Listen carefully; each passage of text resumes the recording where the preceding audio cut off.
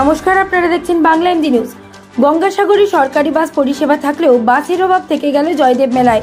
প্রাচীনতম মেলায় পৌঁছাতে দুর্ভোগের মুখে পড়তে হচ্ছে পুণ্যার্থীদের।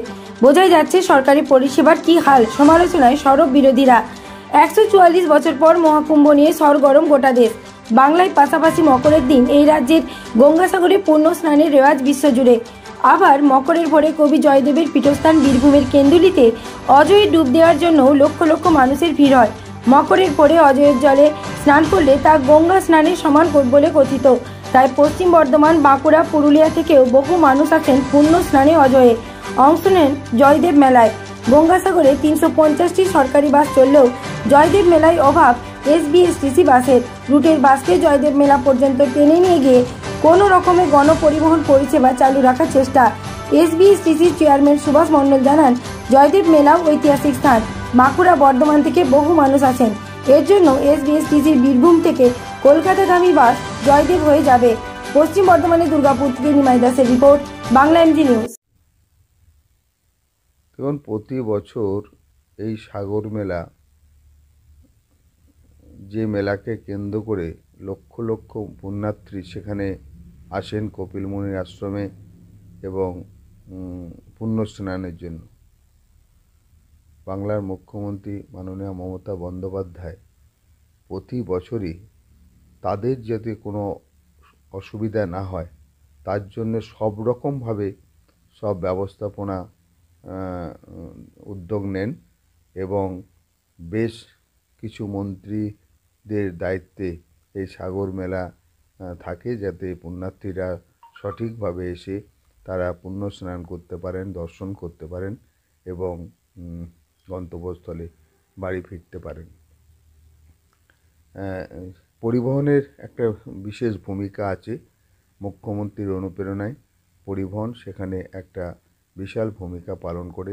একদিকে জলপথে যারা যাবেন তাদের সুব্যবস্থা এবং যে অংশটা আমাদের স্থলপথে যাওয়ার সেখানে বাসের ব্যবস্থা থেকে শুরু করে সব রকম ব্যবস্থা করে থাকেন সরকারের তরফ থেকে।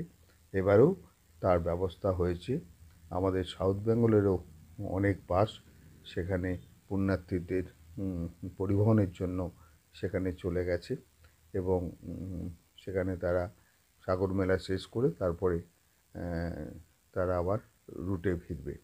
অপরদিকে আমাদের বীরভূম, বর্ধমান লাগোয়া যে জয়দেব মেলা, সেটাও খুবই ঐতিহাসিক স্থান এবং সেখানেও প্রচুর পুণ্যার্থী সেখানে পুণ্য স্নানের জন্য আসেন। তাদের যাতে কোনো অসুবিধা না হয় তার জন্য পরিবহন একটা ভূমিকা তো আছেই। বাঁকুড়া থেকে আরম্ভ করে, বীরভূম থেকে আরম্ভ করে বর্ধমানের বিভিন্ন অংশ থেকে সেখানে প্রচুর পুণ্যার্থী যান, সেখানে পুণ্য স্নান করেন। আগামীকাল সংক্রান্তিতে, মকর সংক্রান্তিতে তারা পুণ্য স্নান করবেন। তাদের যাতায়াতের সুবিধার জন্য আমাদের দক্ষিণবঙ্গ পরিবহনের একটা ব্যবস্থা থাকবে। বীরভূম থেকে যে গাড়িগুলো কলকাতা বা অন্যান্য জায়গায় যায়, সেই গাড়িগুলো জয়দেব মেলা তো ঢুকবে, আবার বেরিয়ে যাবে।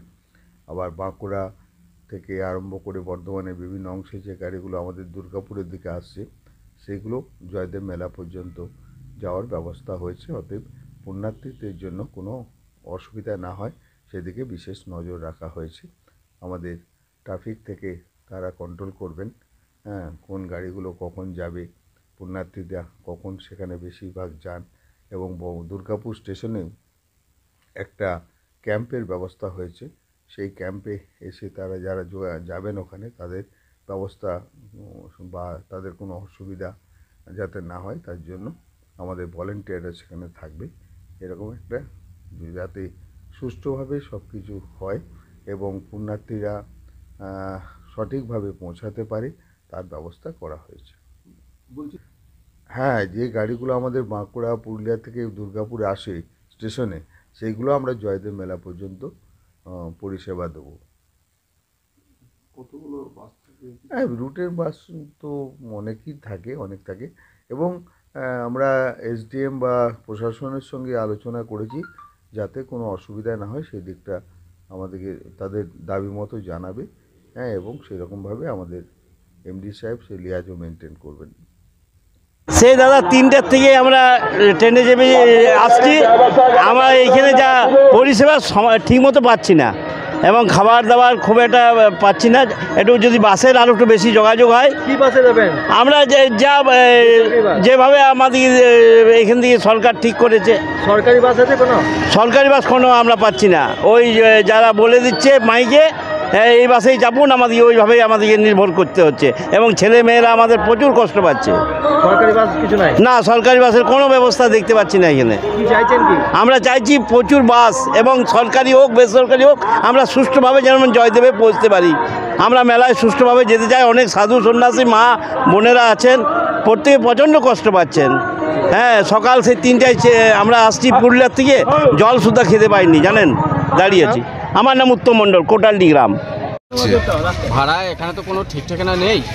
যারা 2-1 দিনের জন্য বাস এখানে নিয়ে আসে রিজার্ভ করে, তারা অতিরিক্ত ভাড়া, মানে অতিরিক্ত বলতে অল্প স্বল্প নয়, মানে দুর্গাপুর থেকে জয়দেব মেলা আসতে গেলে যে পরিমাণ ভাড়া লাগে তার থেকে মানে বহুগুণ বেশি লাগে।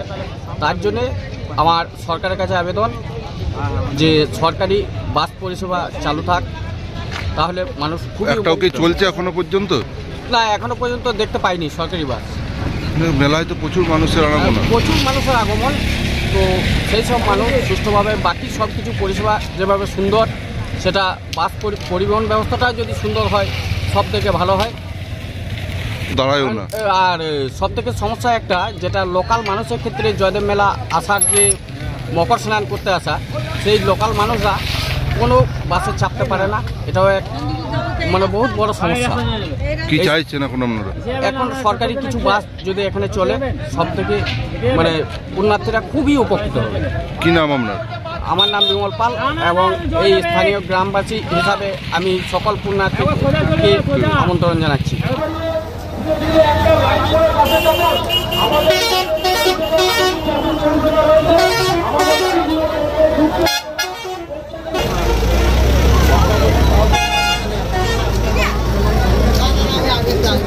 এটা কোথায় আছে?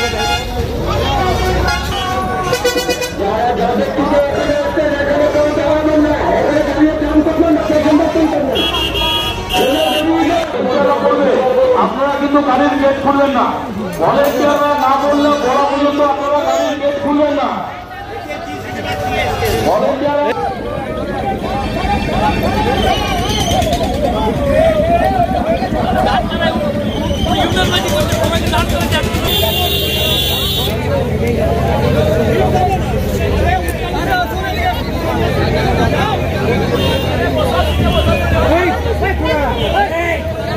ভলেন্টিয়ারদের উদ্দেশ্যে বলবো, মাইক অফিসের সাইডে গাড়িগুলো জাম সৃষ্টি করছে।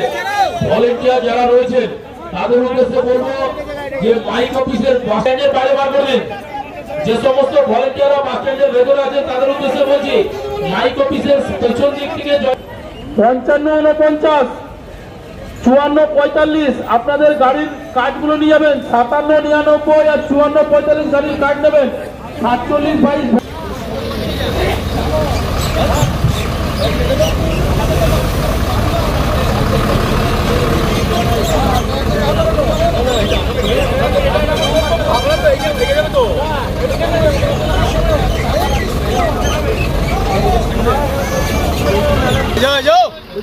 এটা কিসের নিল এই কুপনটা? কিসের? এটা 47 বাস স্ট্যান্ড পরিচালক সহায়ক কমিটি গাড়ি আছে দুর্গাপুর।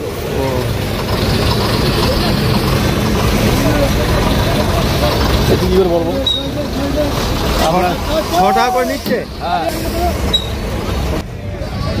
40 টাকা। যদি কোনো পরীক্ষার্থী বা প্যাসেঞ্জার কোনো ইনস্টিটিউটে যেতে চান তাহলে